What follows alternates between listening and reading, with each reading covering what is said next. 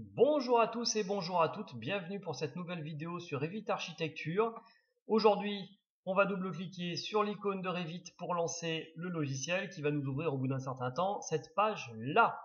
Vous ne savez pas trop quoi faire, et ben ça tombe bien, on va parler aujourd'hui de gabarit, d'interface, on va voir comment on utilise la souris, comment on crée des cotations, des coupes et des niveaux. En gros, comment est-ce qu'on peut lancer le logiciel.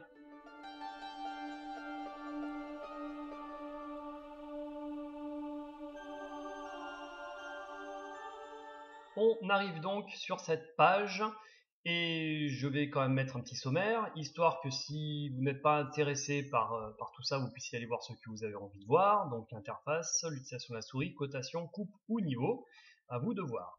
Sinon, quand on lance le logiciel, cette page-là, c'est une page qui répertorie un petit peu vos anciens projets, enfin ceux que vous avez fait récemment plutôt, ainsi que des exemples que vous pouvez aller voir et des familles que vous avez modifiées. D'accord, les familles sont des familles d'objets que vous pouvez avoir modifiés.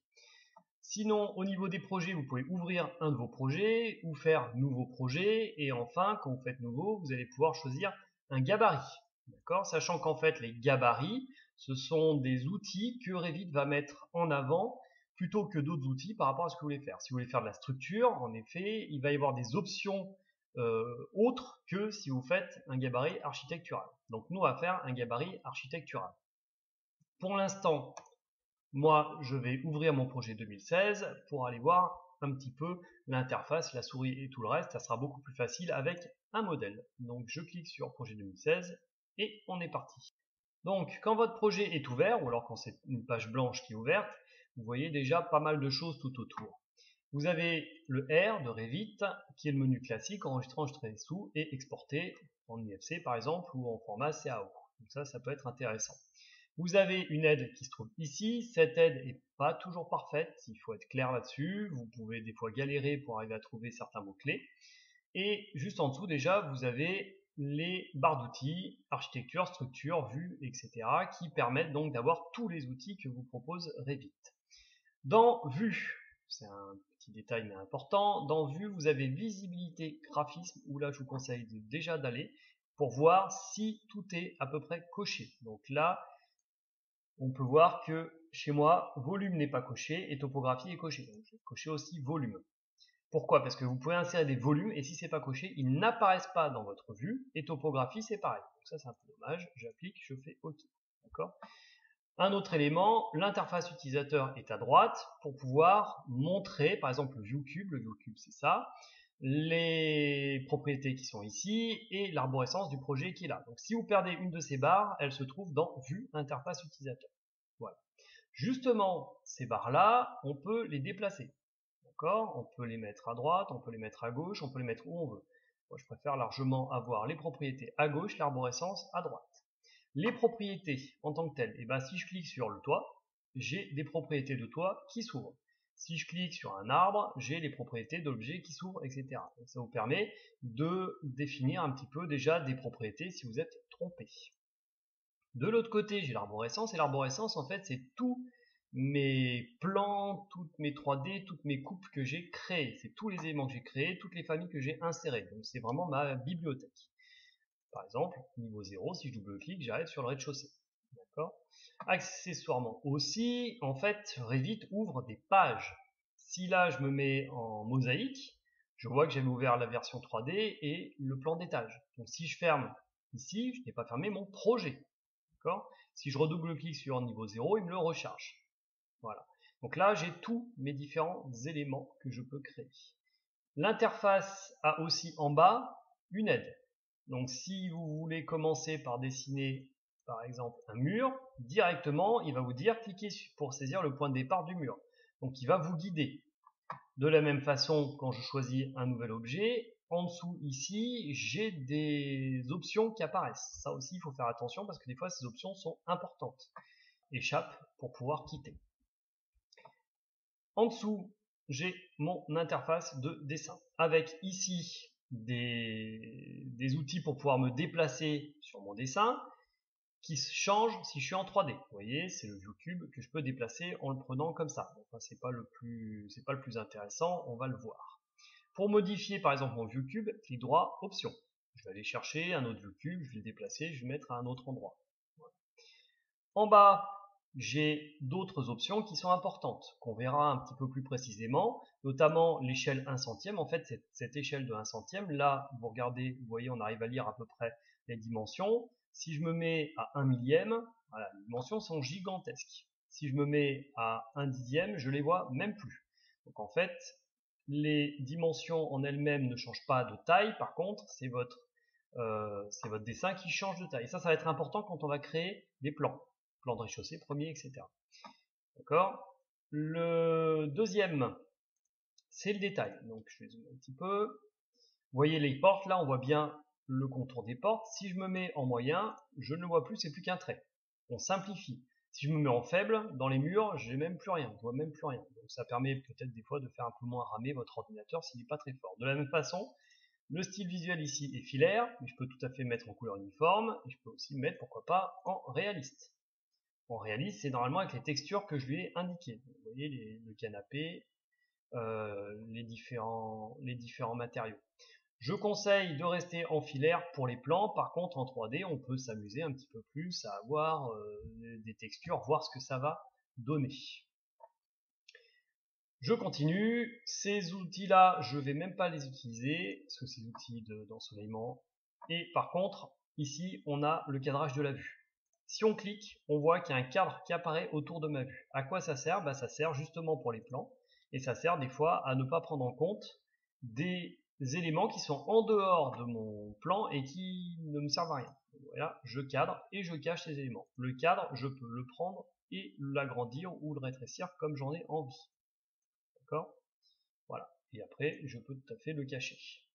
Ici, masqué isolé, je vais me mettre en 3D, ça sera un peu plus parlant. Je veux voir ce qu'il y a sous ce toit-là, d'accord. Je peux cliquer, il devient transparent, mais je peux aussi le cacher. Pour ça, je peux faire un clic droit, masquer dans la vue, mais sinon, je viens ici, masquer la catégorie, isoler la catégorie. Dans ce cas-là, je ne vais voir que mes toits. CTRL Z marche très bien, hein, s'ouvre vite. Si je masque la catégorie, je cache tous mes toits. D'accord. Donc l'un isolé, c'est montrer que, et masquer, c'est vraiment masquer. Et pareil, je peux isoler l'élément ou masquer l'élément. Et dans ce cas-là, c'est que ce toit-là. D'accord. Donc on voit à l'intérieur. Ça marche avec tous les éléments. Pour pouvoir le remettre, j'ai deux solutions. Soit je restaure le masquage ici, d'accord. Soit donc on va le cacher, on va faire comme ça, masquer dans la vue l'élément. Soit je viens dans l'option d'après qui est afficher les éléments cachés. Donc on a un cadre rouge et je vois que mon toit est en rouge. Ça veut dire qu'il est caché. Et là c'est pareil, je peux venir cliquer droit, masquer, afficher dans la vue, élément. Je désélectionne et je le vois. Voilà. Les autres options ici, je n'en parlerai pas, je ne m'en sers jamais. L'utilisation de la souris maintenant. Alors la souris, il y a déjà le clic gauche qui permet de sélectionner, d'accord, et qui marche aussi bien sur un plan qu'en 3D. Si je double-clique avec ma souris, j'ouvre carrément le profil de l'objet. Donc là, par exemple, j'ai double-cliqué sans faire attention sur le sol. Donc je peux décocher. J'aimerais bien cliquer, double-cliquer sur mon mur. Voilà, j'ai le profil de mon mur que je peux modifier. Donc si je le modifie, je vais par exemple pouvoir faire des trous dans mon mur. D'accord. Le clic droit. Le clic droit, il y a des options. Annuler, répéter, etc. et masquer dans la vue. En fait, les autres, je n'utilise pas réellement. D'accord. Si je veux supprimer un élément, par exemple, je clique dessus et je clique sur Supr sur mon clavier. Donc, le clic gauche, le clic droit, c'est bon. Le clic molette. Le clic molette, si je tiens le clic molette, je déplace mon objet. Si j'utilise la molette, je zoome. Alors, il y a d'autres façons de zoomer, mais moi, c'est celle que j'utilise le plus souvent. Maintenant, si je tiens Shift, donc vous voyez un petit moins qui est apparu, hein, et que je tiens le clic molette, je tourne. Voilà, donc ça c'est les plus importants. En fait, le plus important c'est avec la molette pour se déplacer. Il n'y a que la molette pour se déplacer. Je zoome, je tourne ou carrément je déplace. Et ça fonctionne aussi sur les plans d'étage. Hein. Si je vais dans le rez-de-chaussée, alors je tiens la molette, je bouge. Par contre, bien sûr, il n'y a pas de rotation. Le Shift molette marche pas vu que c'est un plan. Voilà pour la souris, c'est à peu près tout ce qu'il faut savoir. Les raccourcis, je n'en parlerai pas, vu que de toute façon, je ne les utilise pas. Maintenant, on va se lancer dans la cotation. par exemple à ce niveau-là, et on va rajouter une fenêtre, on va voir comment on peut la dimensionner, la coter. Donc je clique sur fenêtre, et je viens la poser où je veux, d'accord? Donc je vais par exemple la poser ici. Échappe pour être sûr d'avoir désélectionné tout ça, et donc je vois que j'ai déjà des cotes, et en plus ces cotes, elles sont les unes sur les autres, c'est pas forcément très joli. Je peux rendre ces cotes temporaires, parce que vous voyez, si je désélectionne, elles disparaissent, permanentes. Pour ça, je clique sur la double flèche qui est ici, d'accord? Si je désélectionne, j'ai bien un 80. Je peux déplacer sur un 80 là. Donc là, je suis du centre de ma fenêtre au bord de mon autre fenêtre. Si ça me va pas, je sélectionne mon 1,80 et je viens prendre le point qui est là et je le mets au centre. Donc là, j'ai 2 mètres. De la même façon, je peux venir bloquer celle-là, le 1,80, mettre au même niveau et le mettre aussi ici. Donc là, je vois que j'ai 2 mètres de chaque côté. Si maintenant j'ai envie de déplacer cette fenêtre, et ben là je peux venir cliquer mais je peux pas faire grand chose. Ce qu'il faut c'est d'abord sélectionner la fenêtre parce qu'en fait vous allez bouger l'objet sélectionné. Et là je dis bah tiens je veux que ça soit un 80. Voilà. Qu'est-ce qu'on voit? On voit que ma fenêtre est déplacée et on voit que mon 2,20 s'est forcément transformé, mon 2 pardon, s'est transformé en 2,20. D'accord? Et donc c'est cette fenêtre là qui s'est déplacée. Maintenant, si par hasard je choisis cette fenêtre là et que là je mets 1,80, c'est cette fenêtre-là qui s'est déplacée. Donc on voit bien que c'est l'objet sélectionné qui se déplace. Autre élément, si je veux par exemple que ma cote A2 soit vraiment toujours la même entre le centre de cette fenêtre et celle-là, il faut que je la verrouille. Donc si maintenant je l'ai verrouillée et que je déplace ma fenêtre à 1,80, regardez bien, les deux fenêtres vont bouger. Voilà, d'accord. Donc voilà pour les cotations.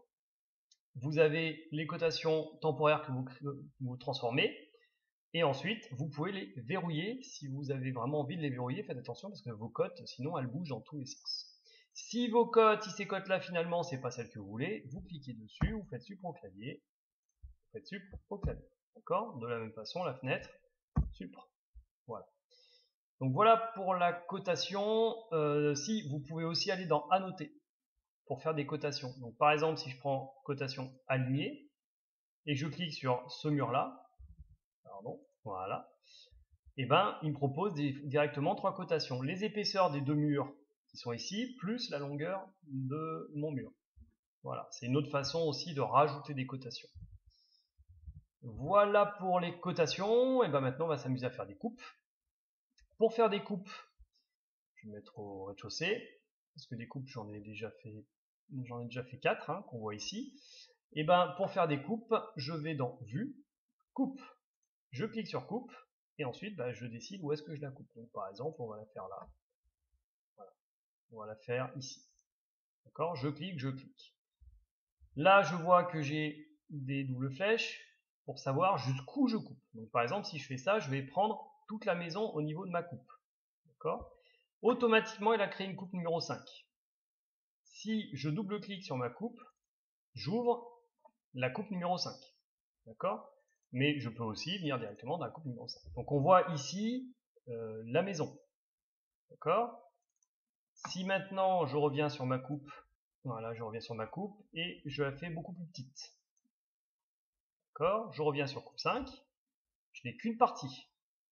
Et enfin, sur le niveau des coupes, je vais la réagrandir, cette coupe, et je vais l'inverser. Vous voyez, elle a la double flèche, j'inverse ma coupe. Je retourne dans la coupe 5, et donc je vois l'autre côté.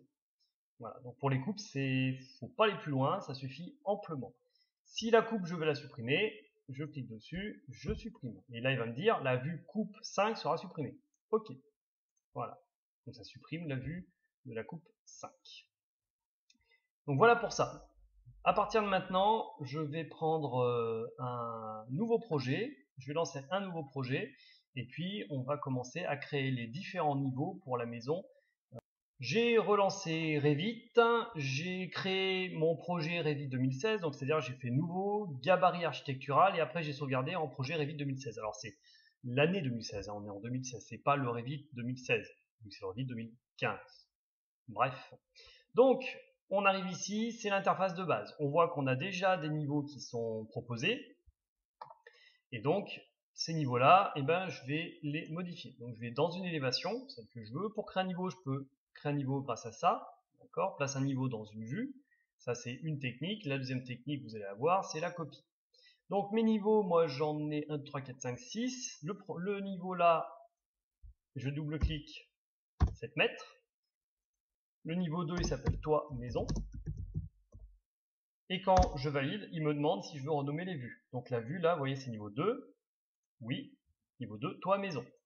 De la même façon, je clique une fois pour le sélectionner, une autre fois pour le modifier. Celui-là sera à 4 mètres. Et c'est le niveau 1, c'est le premier. Voilà, à vous de donner les noms que vous voulez, bien sûr. D'accord? Un autre élément, si je sélectionne mon niveau, je peux le modifier ici. Donc là, niveau 1 premier, après c'est à 3 mètres, et c'est le niveau 0,5 toit garage. Oui, ça fait bizarre. Niveau 0,5 toit garage. Parce qu'en fait, j'ai un décalage entre mon garage et le reste. Oui, un décalage de 1 mètre. Je crois que dans la vidéo précédente, j'ai dit 50 cm. Non, c'est un décalage de 1 mètre. Et maintenant, j'ai besoin d'en créer un. Moi, ce que je préfère faire, c'est tenir CTRL, venir cliquer et tenir le clic gauche sur niveau et le déplacer. D'accord? Et je le place. Voilà, pour l'instant au pif. Je clique dessus, je clique sur le 50, et donc là, je vais placer mon rez-de-chaussée qui a 1 mètre. Donc vous voyez, le rez-de-chaussée, en fait, il est à 1 mètre de haut. Donc niveau 0, rez-de-chaussée. Voilà. Et je continue. CTRL, je tiens, je tire. Là, je suis à 0 par contre. Et à 0, ça va être le niveau moins 0,5. C'est moins 0,5 parce qu'il est en dessous du niveau 0. C'est un demi-niveau en fait, c'est pour ça que j'appelle ça moins 0,5. Si vous voulez appeler différemment, je vous conseille, parce que c'est ma logique à moi. Et le dernier niveau, on est à moins 2,3 mètres. Pardon. Voilà, c'est un point, pas une virgule. Et on est à niveau moins 1, c'est la cave. Voilà. Donc ça, c'est ma notation, hein. Mais à vous de l'appeler comme vous voulez. Vous pouvez tout à fait dire niveau, niveau garage, niveau toit garage. Vous n'êtes pas obligé de mettre des virgules, etc. Voilà. Donc là, on voit que j'ai tous mes niveaux. D'accord? J'en ai 1, 2, 3, 4, 5, 6. Le truc, c'est que ici, j'ai mon plan de masse. Bon, pour l'instant, il n'y a absolument rien dessus. Et j'ai mes niveaux 2, 1 et 0,5. J'ai envie de rajouter des plans d'étage. De toute façon, j'ai plans de plafond ici. D'accord? Et les vues 3D, bah, pour l'instant, j'ai absolument rien. Donc j'ai envie de créer des plans d'étage. Pour créer des plans d'étage, alors des fois, ça dépend des versions, ça le fait automatiquement, et des fois, il faut le faire soi-même. Donc là, vue en plan, plan d'étage, et je lui dis lequel je veux. Donc niveau 0 rez-de-chaussée, ok. Et je continue, vue en plan, plan d'étage, niveau moins 0,5 garage, et plan d'étage, niveau moins 1 cave. Voilà. Donc vous voyez, rez-de-chaussée, 0,5 toit garage, moins 1 cave, ils sont tous créés. D'accord? Donc là, je suis dans le moins 1 garage. Donc voilà comment on fait pour gérer les différents niveaux. À vous de leur donner les noms que vous voulez. Si vous voulez vous amuser ensuite à les modifier pendant que vous travaillez sur votre maison, c'est à vos risques et périls. Parce que des fois, il y aura des chevauchements entre des fenêtres, des choses comme ça, et ça peut poser de graves problèmes. Donc les niveaux, vaut mieux savoir ce qu'on fait au début. Donc voilà pour cette vidéo. Elle est terminée. Je vous remercie de l'avoir écoutée jusqu'à la fin. Et donc la prochaine vidéo, on va s'amuser à intégrer une carte topographique en DWG, à la modifier et à faire un terre-plein. Je vous souhaite une très bonne fin de journée.